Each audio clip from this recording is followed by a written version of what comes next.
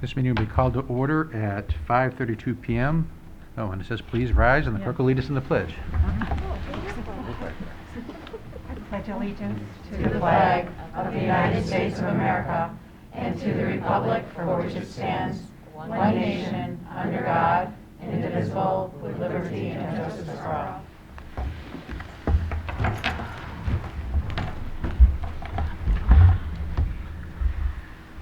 Okay. It is recommended that the board approve the February 8th, 2002 agenda submitted. So may I have a motion and a second that the agenda of February 28th, 2002 be approved as submitted?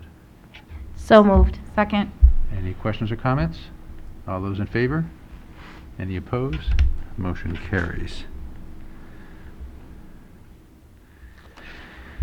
And with this, we are going to open a public hearing to discuss the real property tax law, section 466K, for first responders. This hearing is opened at 5:33, and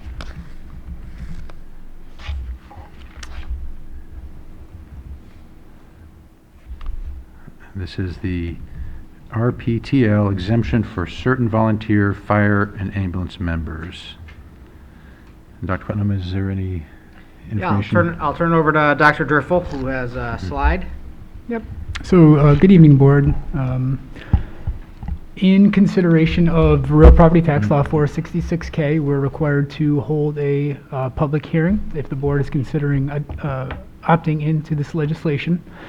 As a reminder from last meeting, this went into effect for Monroe County on January 1st of this year.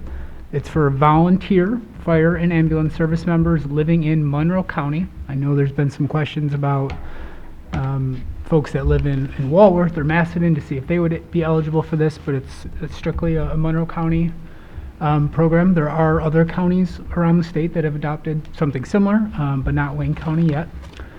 Those eligible individuals can receive, if the board elects to opt in, a 10% exemption on their assessments, considering it's their primary dwelling.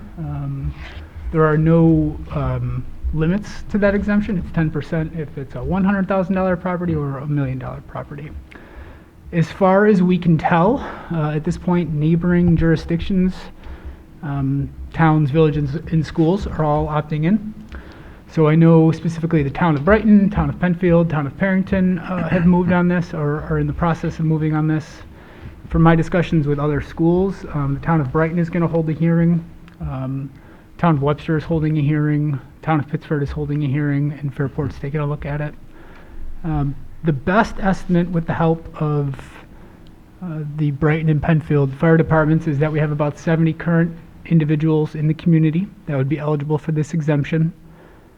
Based on the data at hand, because things will change come fall with the amount of assessments and equalization rates. We think there's about $30,000 in current exempted value. So on average, each individual is a little over $400 in property tax savings. So on average, for the rest of the households in our community, it's about a $2 increase on their school tax bill. That's a best case average at this point. We can't say for certain what that's going to look like, but certainly no more than that $2 to $3 range. So over the course of a year, you're talking about, on a monthly basis, not a lot of money change. So there are two eligibility tiers that are involved in this. There's an annual exemption for those that are in active service for more than 2 years. So you have to be 2 years in service to be eligible. So we know that of these current 70 that are potentially eligible, we think there are maybe another dozen or so that might be eligible next year that started this year but not eligible yet. And there's a permanent exemption for those with more than 20 years of service. One thing to consider with this is that we believe it doesn't necessarily have to be 20 years of service to the Penfield community. If they gave service in another eligible district and then moved to Penfield, they would potentially be eligible, the way the legislation is written. I've spoken to our local assessors in the towns, and they all are optimistic about the administration of the program. They think it's doable. They are fully confident that if the board were to take action tonight to opt in, that they would be able to get it turned around by the March 1st tentative roll deadline. So that's about it. Thank you again to the special reports that we received at last meeting. It was very informative. We were able to kind of do our diligence to verify all the information, and it was accurate. So at this point, I don't have anything further in terms of trying to assess the impact of this potential exemption. Right. Thank you. So and as you did mention, we'll need to approve this tonight to meet the deadlines. This is a public hearing, so it's open to public comment, and I'll explain that in a moment. The actual addressing the resolution will take place during new business towards the end of the meeting, so we will not be, the board will not necessarily be discussing it. We're really here to hear public comments at this point in time.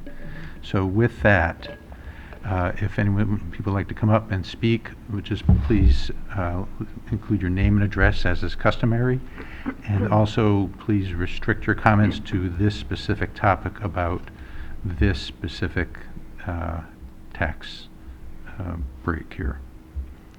So and again, also please try to restrict it to about 3 minutes, as is again customary.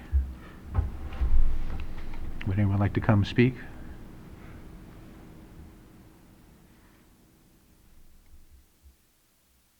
All right, seeing none. Yeah. I just want to clarify something, just for Yes. my understanding.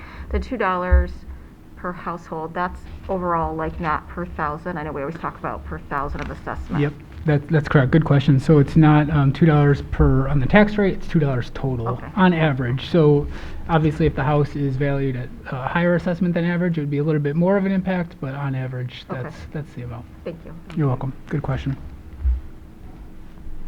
And we just mentioned, Dr. Driffel talked about and made reference to, we have members from the Brighton and Penfield volunteer fire stations here. The last board meeting 2 weeks ago, those are online. It was a great special report with a lot more detail directly from the volunteers who support our community.